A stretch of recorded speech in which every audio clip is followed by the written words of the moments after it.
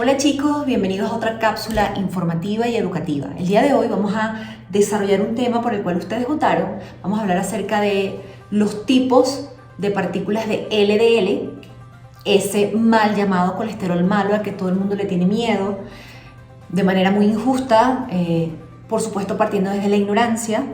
Ya hemos visto que con el pasar de los años cada día surgen más y más estudios científicos que avalan el hecho de que tener un estilo de vida proinflamatorio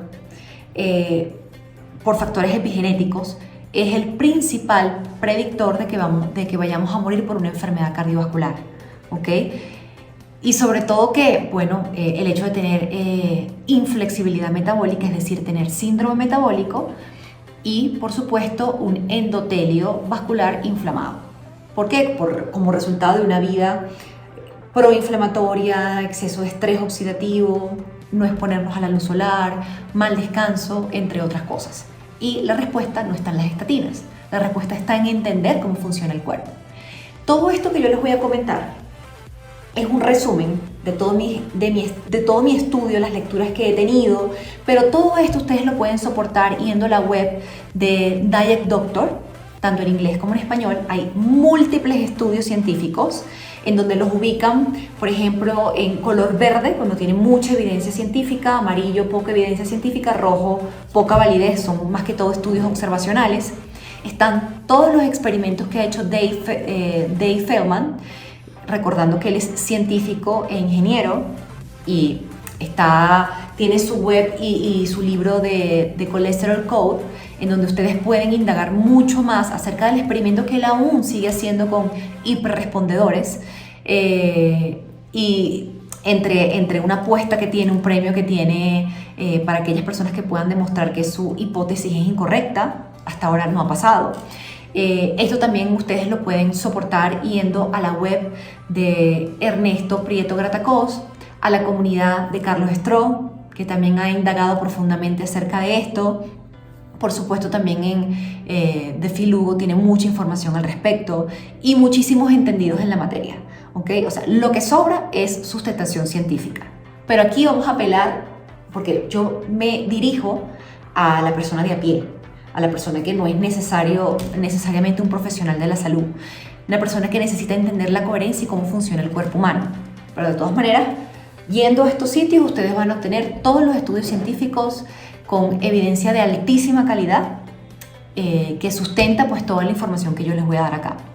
Entonces vamos a partir de la premisa de que para 2022, de acuerdo con los últimos estudios de la revista JAMA, por ejemplo, seguimos viendo los 4 grandes, que son los responsables del 80% de las muertes. Sigue siendo la enfermedad cardiovascular, la diabetes, el cáncer y la enfermedad respiratoria, ¿ok? Y a pesar de que los médicos, sobre todo los cardiólogos, algunos ignorantes y algunos con conocimiento de causa, siguen prescribiendo a diestra y siniestra la estatina, se dan cuenta que la gente se sigue muriendo de enfermedad cardiovascular. Qué raro, si estamos atacando supuestamente al enemigo número 1, que es el colesterol. Se están dando cuenta que no es así, la gente se sigue muriendo a pesar de que toman estatinas. Entonces, ¿qué estará pasando? Está pasando que detrás de eso estamos descuidando dos focos que son de vital importancia, como por ejemplo el hecho de tener inflexibilidad metabólica gracias al síndrome metabólico o por la resistencia a la insulina, y luego la falta de salud endotelial por exceso de estrés oxidativo, falla de la mitocondria, envejecimiento, la pérdida endógena de producción de antioxidantes que combatan esa oxidación, etc. Y un estilo de vida proinflamatorio. En resumidas cuentas, pues la epigenética, ¿okay?, es lo que está determinando que esto perpetúe en el tiempo. Sabemos ya que el colesterol es una molécula vital. La necesitamos primero para tener salud de la célula, ya que las membranas celulares, que son fundamentales en la barrera celular, está formada de una doble capa fosfolipídica. Están todos los receptores allí, ¿ok? Aparte de eso, pues para poder producir bilis, que es un antibactericida, pero también a través de la bilis nosotros podemos absorber vitaminas liposolubles que son vitales, como la vitamina A, la vitamina D, la vitamina K, la vitamina E, ¿ok?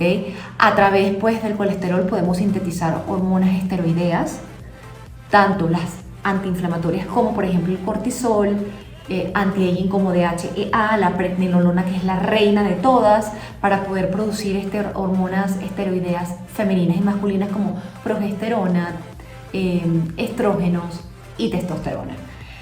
Y por supuesto, para poder regenerar las vainas de mielina a nivel neuronal. O sea, la salud cerebral depende del colesterol, ¿ok? El colesterol es en un 80% sintetizado endógenamente en el hígado, ¿ok? Y el 20% restante viene del colesterol dietario. O sea, 80% lo sintetizamos endógenamente y cada día se descubren que hay células que endógenamente ya la sintetizan, como por ejemplo las células inmunitarias. O sea, que el colesterol tiene un papel en defendernos, en hacer más competente el sistema inmunológico. Entonces, conociendo la importancia que estriba el tener buenos niveles de colesterol, ya en la actualidad estamos viendo que a mayor colesterol, mayor longevidad y menor muerte. Qué paradójico, ¿verdad? Estamos viendo que una mujer embarazada, por ejemplo, en torno a la finalización del segundo trimestre y el tercer trimestre, se le disparan los niveles de colesterol. ¿Por qué? Porque está está haciendo las funciones más importantes en la formación de ese bebé, ¿ok? Así que la naturaleza es sabia, no va a querer matarnos de una enfermedad coronaria en pleno embarazo, ¿ok? Los niveles de colesterol con los que nace el bebé también son altos. La mujer lactante está en cetosis y el bebé en las primeras etapas de vida está en cetosis. Entonces esto no es coincidencia, esto es evolución, esto es coherencia fisiológica, esto está diseñado porque es vital para nosotros. Ahora, lo que no hemos entendido es por qué hay una asociación del colesterol con la enfermedad cardiovascular, y para allí vamos. El colesterol no lo podemos analizar simplemente en un colesterol total, es ir o aplicar un criterio reduccionista. El colesterol número 1 tenemos que dividirlo en HDL y en LDL. Ya sabemos que el HDL es súper importante y de hecho valores bajos de HDL están relacionados con síndrome metabólico, resistencia a la insulina y mayor predisposición a tener accidentes cerebrovasculares, porque el HDL se encarga de retornar todo el colesterol que ya no lo necesita la célula para regresarlo al hígado para ser reciclado o a través de las sales biliares pues ser excretado. Entonces es muy importante. A mayor HDL pues tenemos mayor sensibilidad a la insulina, mayor salud cardiovascular, duélale a quien le duela, y mayor longevidad. Y luego tenemos el LDL, que le dicen el colesterol malo. Y sabemos que el LDL es el bombero que repara, apaga incendios, repara, cubre funciones inmunológicas, cubre funciones hormonales que estén deficientes en el cuerpo, por ejemplo en menopausia, en andropausia, cuando tenemos hipotiroidismo, por ejemplo, cuando tenemos una infección viral, una infección bacteriana, una herida, un accidente. Él está allí para subsanar, para reparar. Al igual cuando hay una lesión a nivel endotelial, él repara, pero no es el causante de la enfermedad. Entonces, para poder entenderlo tenemos que saber que el LDL es el que es una lipoproteína, porque recuerden que el colesterol no puede viajar solo en el torrente sanguíneo porque es incompatible con el agua. Entonces él tiene que ser transportado por lipoproteínas. Entonces tenemos las de LDL, que son de baja densidad, que tienen la capacidad de transportar triglicéridos a los tejidos y a las distintas células del cuerpo para que esos triglicéridos sean utilizados como fuente de energía, pero también transportar colesterol para todas las funciones enzimáticas y todas las funciones celulares que les acabo de explicar, ¿ok? Ahora bien, ese LDL, para saberlo entender, tenemos que primero pedir un conteo de el tipo de partícula de LDL y el número de partículas de ese LDL. Entonces, se pueden describir 4 fenotipos de LDL. Tenemos el fenotipo 1 y 2, que son las partículas, vamos a decir, más grandes, Dios mío, se me fue.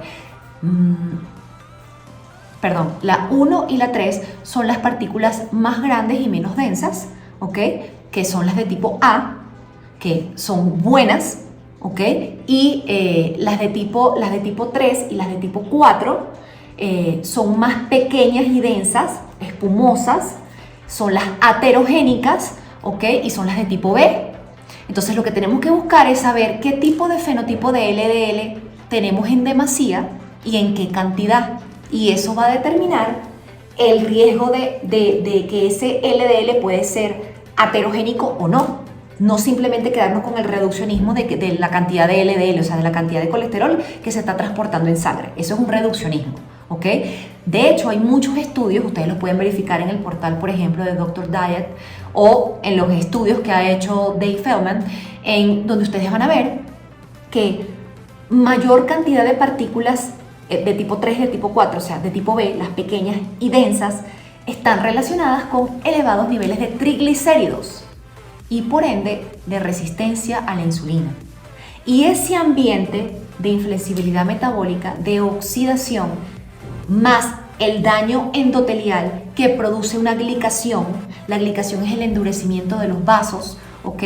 La caramelización, que es la unión de glucosa a proteínas, ¿ok? Hace que ese endotelio esté inflamado, esté rígido, que haya más presión arterial, que suba la presión arterial, sobre todo la sistólica, ¿ok?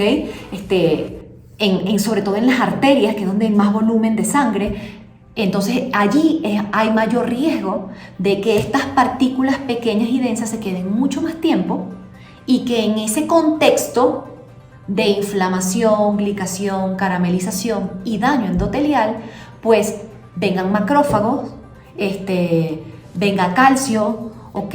Y esa partícula en particular, valga la redundancia, de LDL, pues se oxide, ¿ok? Se forme la placa de ateroma y con mayor oxidación, mayor presión arterial, etcétera, esa placa de ateroma se pueda romper, forme un coágulo y hay un accidente cerebrovascular o vascular, ¿ok? Entonces estamos viendo que hay muchas cosas que mirar y no solamente el bendito conteo del LDL, que de acuerdo al laboratorio que te toque y la mentalidad del médico que te toque, si te lo ve el LDL por encima de 100, pues estatinas por ese pecho. Peor si te lo ven en 150 y en 200, cuando ya en la actualidad sabemos que personas que llevan una alimentación baja en carbohidratos, una alimentación cetogénica, en deportistas con masa corporal magra, es decir, poco porcentaje de grasa, que hacen este tipo de estas prácticas alimentarias en donde hay muchas cosas controladas. Por ejemplo, no tienen resistencia a la insulina, tienen una insulina basal entre 3 y 5, tienen una hemoglobina glicosilada entre 4.8 y 5, tienen una glucosa basal entre 70 y 80, tienen un índice OMAIR menor a 1, tienen un ratio de triglicéridos dividido entre HDL menor a 1, tienen un índice de calcificación menor a 50, por ejemplo, tienen bajo fibrinógeno, tienen una proteína C reactiva menor a 1, tienen una ferritina en rango, porque la ferritina también puede ser un marcador de inflamación, tienen una homocisteína por debajo de 10, tienen interleuquina 6 en niveles óptimos, y triglicéridos por debajo de 70, por ejemplo, un HDL por encima de 100, en donde tienen un contexto metabólico antiinflamatorio. Hay que saber analizar. A estos pacientes hay que no solo mirarles ese LDL, que se puede disparar 100, 200, 300, 400, hay que saber qué tipo de fenotipo de LDL estamos midiendo, si son de tipo A, que es el 1 y el 2, o de tipo B, del 3 y el 4, que es el peligroso, y en qué cantidad está, cómo es ese ratio entre las A y las B, qué es lo que está ganando, están ganando las B, están ganando las A. Entonces, qué casualidad que en este tipo de personas, deportistas, porque practican dieta low carb o cetogénica, ganan las partículas de tipo A, las grandes y las menos densas, y las otras son reducidas. Entonces, por favor, el índice heterogénico es mínimo. En contrapartida, vemos que en estudios epidemiológicos en personas enfermas con diabetes, con presión, hipertensión arterial, con resistencia a la insulina, es decir, tienen síndrome metabólico, más malos patrones de vida, etcétera, lo que predomina son estas partículas pequeñas y pegajosas o densas de tipo B, de la mano con triglicéridos elevados, de la mano con una proteína C reactiva elevada, hemoglobinas glicosiladas por encima de 5.6, índice OMAIR por encima de 3, y pare de contar. Entonces, todo esto es contexto, es saber cómo funciona el cuerpo, saber qué exámenes pedir, qué mirar, ¿ok? Por ejemplo, se puede pedir también un scan coronario de la arteria, sobre todo la arteria coronaria, que por su alto volumen de circulación, pues se puede medir de manera eficiente si hay o no placas, o que si están o no calcificadas, por ejemplo. Son cosas que se pueden mirar, son estudios costosos, pero son viables, ¿ok? Sin embargo, pues como siempre les digo, esto es información para educar, para que ustedes vayan y sigan indagando y profundizando, para que tomen decisiones informadas y a su vez actualicen a su médico.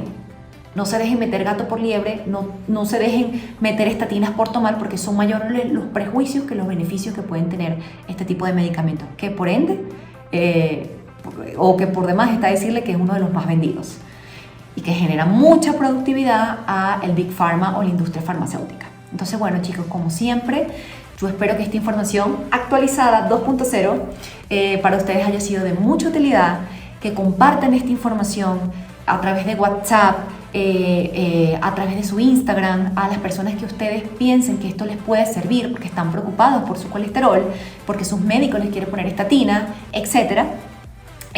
Como siempre, esta información va a quedar grabada en mi canal de YouTube, Majo Health Coach, al cual invito a que vayan, se suscriban, le den deditos arriba, me dejen sus comentarios, compartan el video por WhatsApp y, bueno, pues como siempre en mi feed de Instagram. Les mando un fuerte abrazo y nos seguimos viendo en otro video.